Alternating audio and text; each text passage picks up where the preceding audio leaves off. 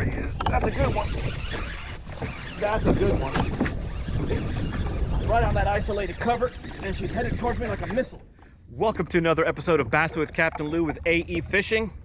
Today is all about big swim baits out of my little bass hunter boat in the middle of the marshes. Stick around. So big swim baits. You guys know I love fishing swim baits, but today the Big Easy's making an appearance. And why is that? Because I want a big profile swim bait because I'm chasing after some big bass. I've been itching for big bass, and you got to put some time in to catch those big fish. So stick around this video. I'm going to go ahead and break down the bite for you guys, break down the cover, and explain to you guys how these fish are setting up for me to be able to stick a few.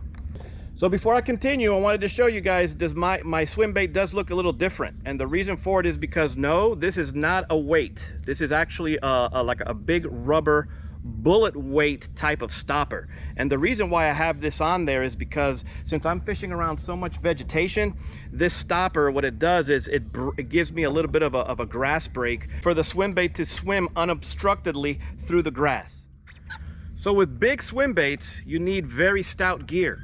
If you guys watch my flats fishing 101 video, you guys know I covered this because this area is similar to fishing the flats. I'm basically fishing the same areas. The only difference is that I'm fishing out of a small boat versus my big bass boat, but the concept is still the same.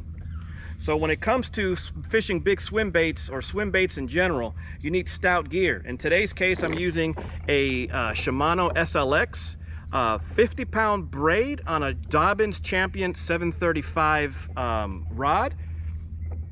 This here is a very stout swim bait hook with I have a weight on it today, and let's see if I can stick a big one.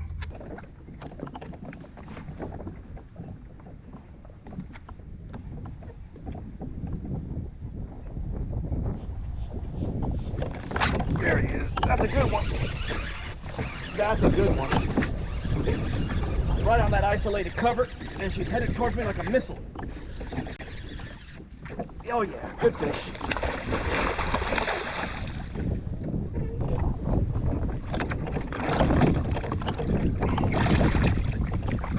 It's a solid bass right here, folks. Solid fish. Solid fish. Hit that isolated piece of grass right there. As soon as I went in between the grass, boom! Look at this beauty. Look at this, freaking destroyed that swim bait. If you guys are enjoying my content so far, do me the biggest favor and hit that subscribe button now. So there you go. Again, that little isolated patch right over there of pencil reeds. As soon as the swim bait just started swimming right in between, it just got heavy really fast. And that's how it goes. I gotta go ahead and keep covering it, this area, but I have a feeling there's a bigger one to be had. So I want to take this moment and share with you guys one of my fishing strategies, especially when it comes to fishing cover. So in this shot, you guys are going to see that there's various little areas of that isolated cover. Remember, I talked to you guys about that in my previous video about finding vegetation inside of vegetation. But in this particular case, I have isolated vegetation in a flat area. But if you guys want to, you could count on the screen right now how many spots I have right here. I'm currently anchored. So how many spots do I got? I mean, I got hundreds. I'm not even going to count, but I'm just going to point how many different isolated spots I have in casting range. So if you see a nice area, don't be in a rush to get on top of it. This is a very shallow spot. I mean, this is about 2 feet to 2.5 feet. So I'm trying to take a very stealthy approach, because if those bass are hanging out in there and I make a ruckus, they're going to know that I'm around. So I'm going to stay quite a ways. I know my casting distance more or less, and I'm going to start working each of these areas individually, and let's see if the strategy works. By the way, this is the spot where I caught the previous nice bass. I'm going to go ahead and bring you guys closer so you could see, but see how the pencil reeds are in this cluster surrounded by submerged vegetation. And then now there's like a nest over there, and there's an opening, and there's sediment over there. So it's like a nice little nesting spot for them. Let me get you a little closer. See that? as far as my camera will go. But see that spot right there? See the vegetation, the submerged vegetation? You got sediment over here, you got sediment over there, and sediment in the back, which is for prime spawning habitat. But then you have a little area of refuge to hide in, and that's where that bass was hiding, was in there. This swim bait has seen better days. I mean, it is all torn up, but it served its purpose well. So I want to give you guys a little bit of an up close of what is it that I'm fishing. Again, I'm fishing, this is a halo. I'll put the description down below on what this is in the screen, but this is basically like I mentioned, it's rubber, and all it does is it just helps part the grass so that the swim bait can go through. If I'm not mistaken, this is either an owner or a Gamakatsu swim bait hook, and I have it with a 1/4 ounce weight on there, and I'm using a very big spring lock. As you guys could see, there's a very big chunky bait. So the spring lock, what that happens is it just grabs and bites a lot of that plastic to get a very good hold, and all I do is just twist it on there. That's basically it. Twist it on there. Make sure the wind doesn't mess me up. All right. And then what I like to do is I measure where that hook is going to be coming out of to know where I need to insert.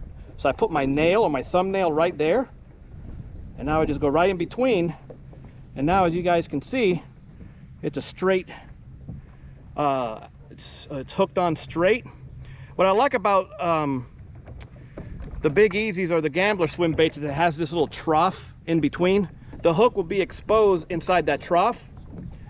And the reason why you guys see me feeling is because this hook tip is rolled. Let me go ahead and fix it. Okay, so this is pretty common when you catch a lot of bass on a swim bait and you hit them right on the money, which means that bony part of the mouth. What happens with these swim bait hooks sometimes, regardless of their gauge, is sometimes the hook point will roll on you and it's just not sharp enough. But instead of chucking the hook or looking for another one, I have my trusty old hook file. So what I'm going to do is just bring that hook point back to life, and I just put it on the little trough here, and I just do a few passes. I just move the swim bait out of the way first. Let's get the swim bait out of the way. Okay, I just do a few passes. This wind. Just do a few passes with the file. There you go. And now you brought that hook back to life in the sense where the hook point is nice and sharp again. Okay. I always have one of these with me wherever. Any of my fishing bags will have these little files. These little things are cool because you can buy them on Amazon really cheap. Here they are. These are Halo swim bait cone heads. And as you guys could see, they're just similar to bobber stoppers. Okay, but they're just cones. It's a cone head for swim baits.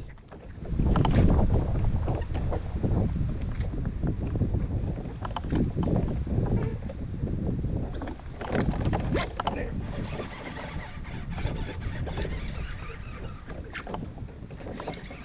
That's a good fish.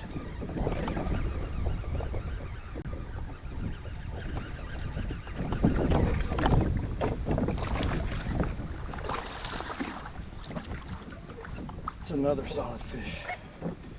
This is a solid chunk right here. Look at that, the sharpened swim bait hook worked right in the roof of the mouth.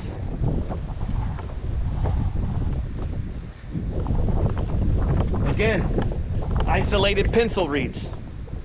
I cast it behind. I only reeled like 3 times, and then he just, that was pretty cool.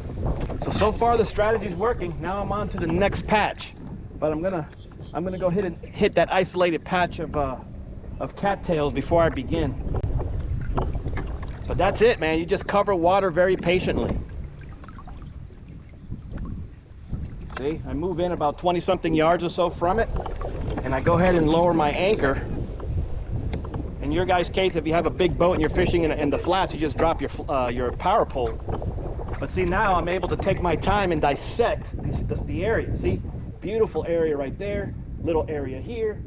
So You got to take your time and break things down. So figures that the bite's doing well. I got to get going. I got some family stuff I got to take care of. But it's those early days that the fishing's fantastic. Have you guys ever noticed that? So unfortunately, I got to get going. Hopefully you guys learned a few things. Like the video, share the video, better yet, subscribe. We would really appreciate it. The channel is growing. I will see you guys next time. Take care of yourselves.